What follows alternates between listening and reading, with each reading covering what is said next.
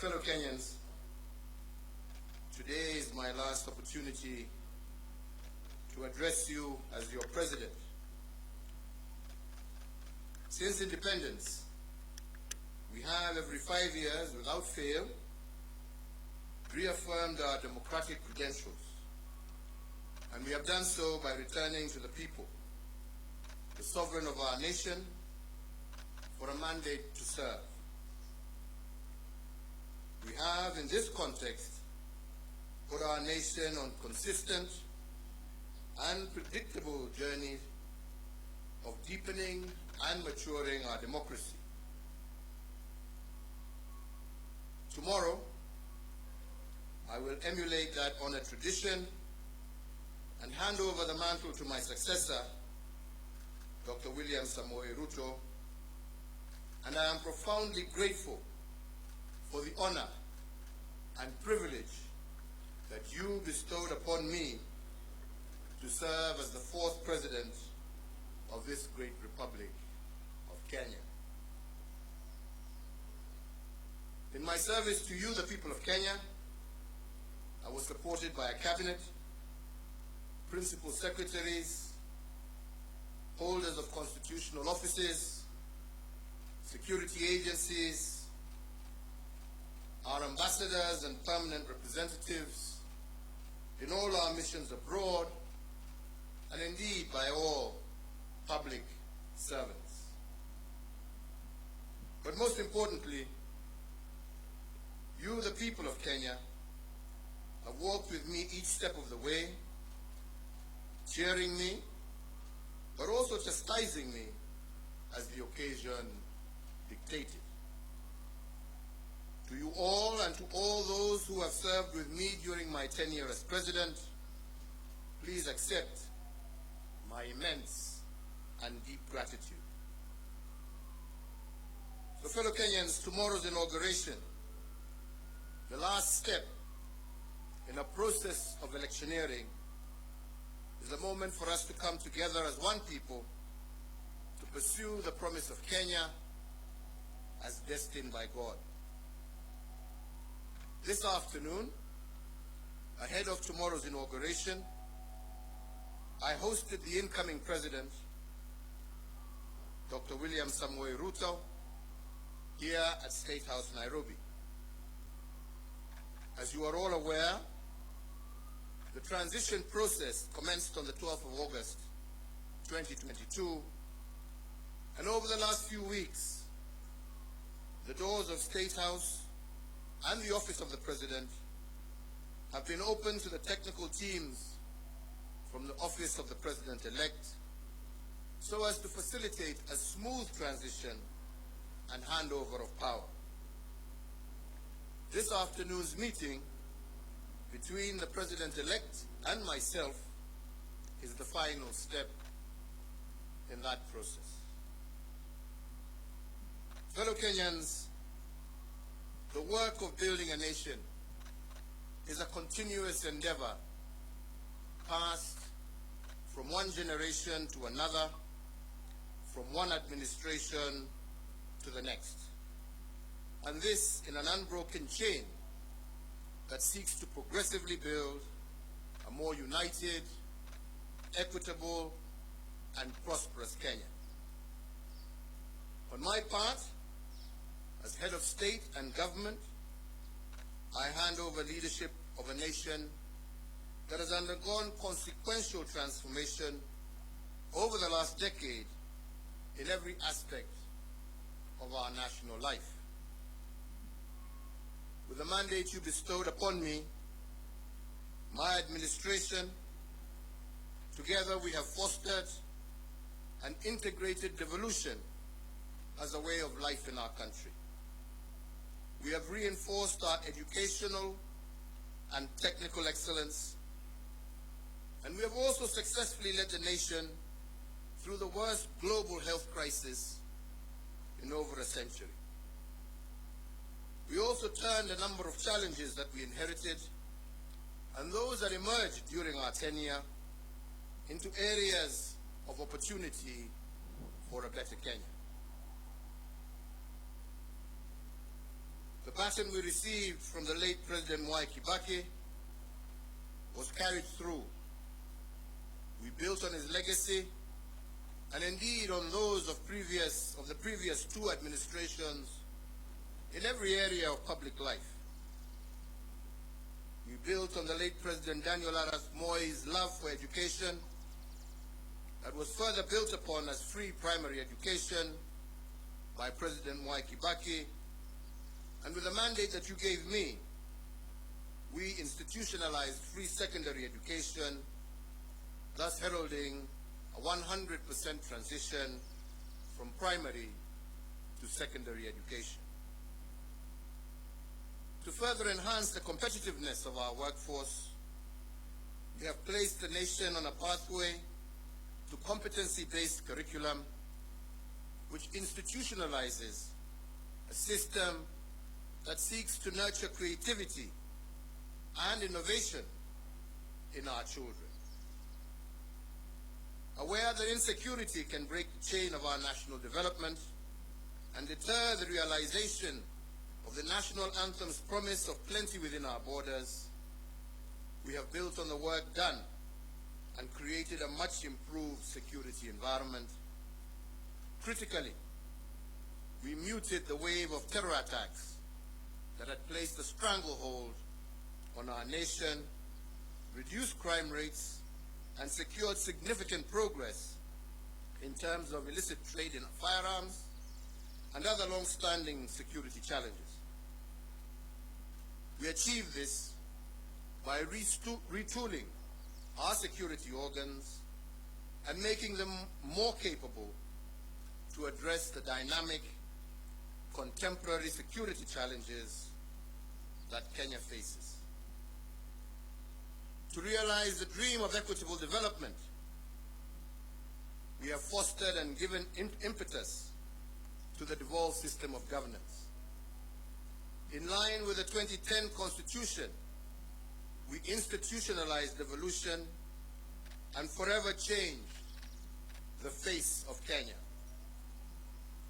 Through devolution, government is now much closer to the people, with Kenya shillings 2.5 trillion transferred by the national government to the counties from 2013 to date.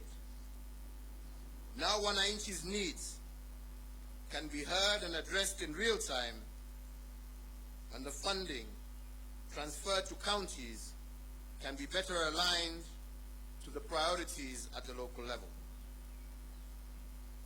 With the mandate you gave us, we pursued the vision of previous administrations for greater economic integration within the East African region and led the push to admit the Democratic Republic of the Congo into the East African community.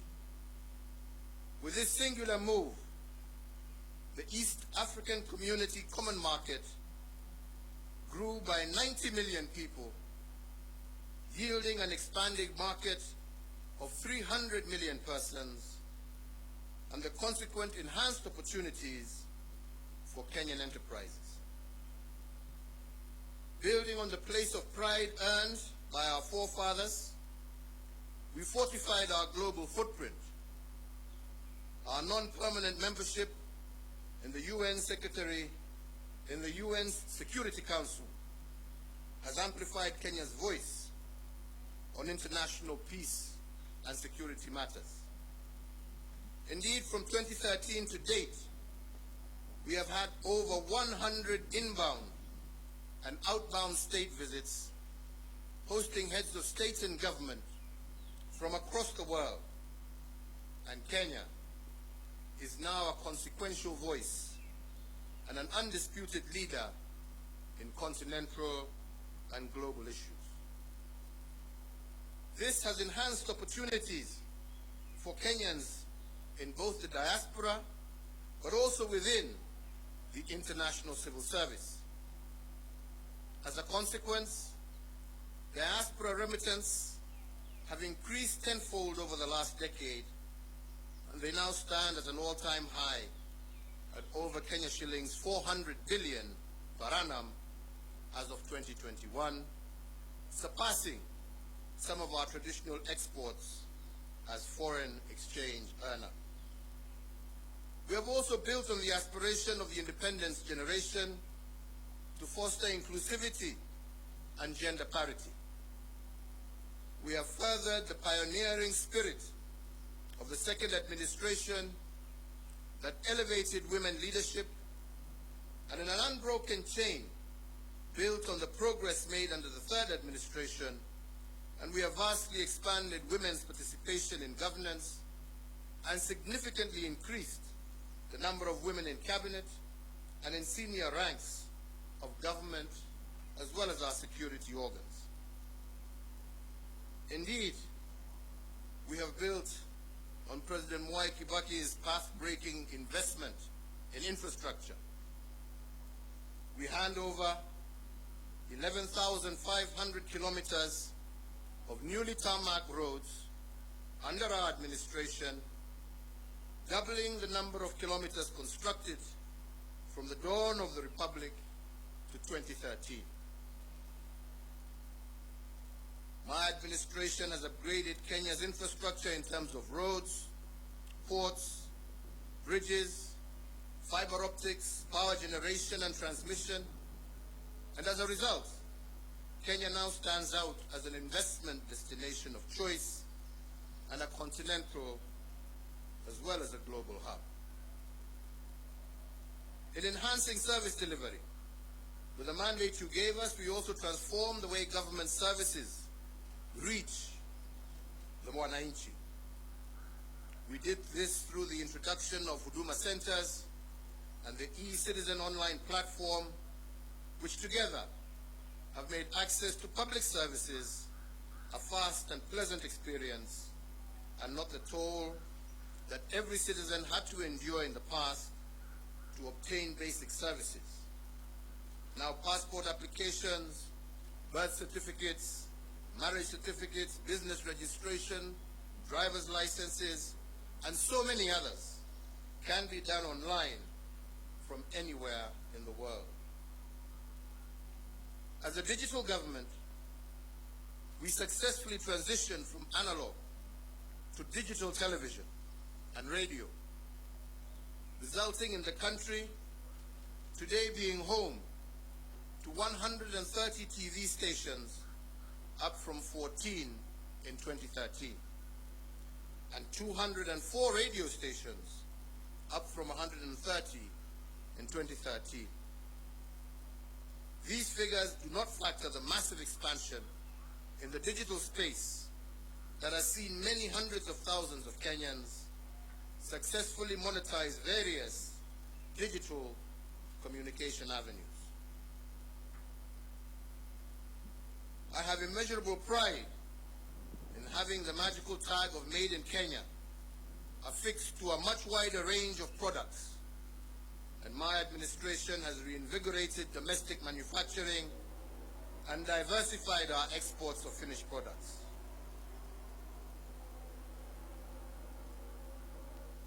From my predecessor, President Mwai Kibaki, we picked up a country that was the 12th largest economy in Africa to its current position as Africa's 6th largest economy. We have almost tripled the wealth of our nation from a GDP of 4.5 trillion in 2013 to close to 13 trillion currently. Consequently, the income per capita also rose sharply from Kenya shillings 127,065 per person in 2013 to Kenya shillings 245,045 per person in 2021. This has seen Kenya graduate from a lower middle income country, and it is notable that if we continue on this growth trajectory, what this means is that by next year, we will join the league of truly middle-income countries. In another milestone as a mark of the growth that we have experienced, our tax revenues have more than doubled from slightly above Kenya shillings 800 billion in the financial year 2012-2013 to Kenya shillings 2 trillion in the financial year 2021-2022.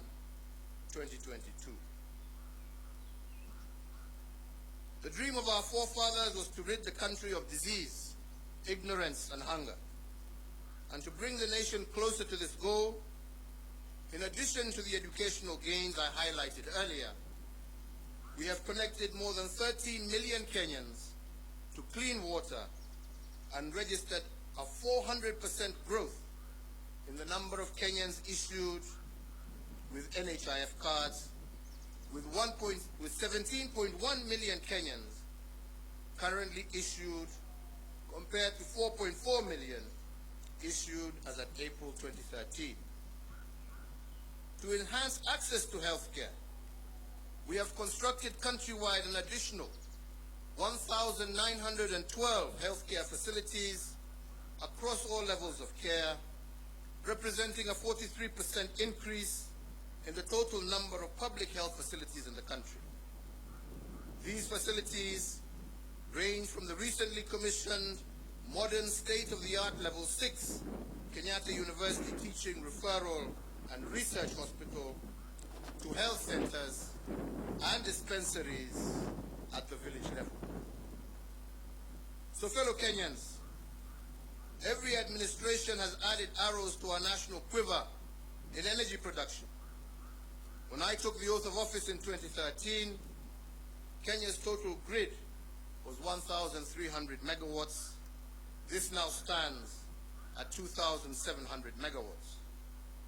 But even as we doubled power production, we ensured that our exploits did not break the intergenerational chain of sustainable development. Thus, 80% of the power that Kenya generates is green energy, propelling Kenya to an unenviable position as a continental leader and a pioneering global role model in the generation of green energy. To share in this plenty with all Kenyan families, we have tripled the number of households with access to electricity by connecting an extra 6.3 million households, up from 2.3 million households in 2013.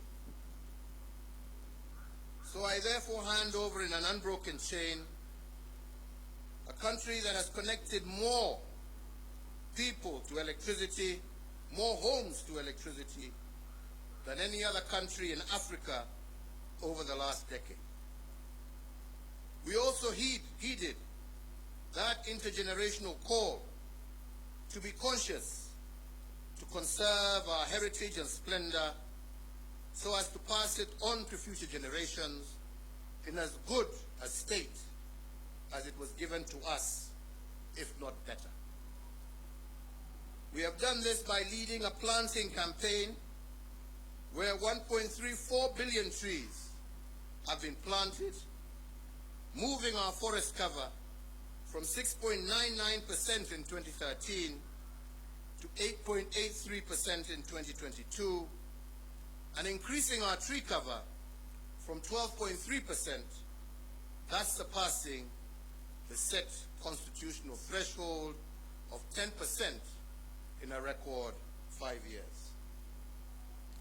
As a result of our conservation efforts and other legal and institutional reforms, we have also recorded the lowest levels of poaching in our nation's history, and thus registering the highest wildlife population for our Big Five and a majority of other wildlife species that share Kenya with us. So fellow Kenyans, while we have made remarkable progress, it is also important that I note and appreciate that building a nation is a journey. There is still much more to be done to move our nation to the next level of development towards realizing our Vision 2030. And the fourth administration, which I had the privilege to lead, has built on the foundation laid on others, upon which the fifth administration can also build. So, fellow Kenyans, let me conclude by saying that to serve one's country is the greatest honor any citizen can receive. It is a sacred trust, and it has been an immense privilege that I have not taken for granted. I thank you all for the immense opportunities you have awarded me to serve in various public roles over the last 2.5 decades, which have included, amongst others, Chairman of the Kenya Tourism Board, member of the Jomo Kenyatta University Council, Chairperson of the Disaster Emergency Response Committee, a Member of Parliament for Gatundu South, a Cabinet Minister serving in the Ministries of Local Government, the Ministry of Trade, the Ministry of Finance, the Leader of the Official Opposition, Deputy Prime Minister, and as the President of this Republic for the last 10 years. In all the work I have done as President, and in every presidential decision I have made, and in every executive action I have taken, in every bill I have proposed and assented to, I have been guided by the dream of our forefathers, and that is the dream to eliminate poverty, ignorance, and disease, and to improve the quality of life of all Kenyans, and to create conditions for everyone to achieve their dreams. As a hallmark of our democracy, therefore, I will tomorrow, before God and you, my fellow countrymen, hand over the instruments of power to our new president at the Moi International Sports Center, Kasarani. And with that, the fourth administration will come to an end, and the tenure of the fifth administration will begin. My entire family and I join all Kenyans in wishing the very best to our next president, Dr. William Samoei Ruto, and extending to him our warmest congratulations for receiving the mandate of Kenyans to lead us as our fifth president. And so, Mr. President-elect, as you walk the path to your inauguration and beyond, you will be the president not just for those who voted for you, but for all Kenyans. In the prophetic words of our national anthem, we are summoned to purposefully dwell in unity, peace, and liberty, working hard and together so that plenty may be found within our borders. I therefore wish and pray for your success, as your success will be Kenya's success. I thank you all. May God bless you, and may God bless this great Republic of Kenya. Asante sana.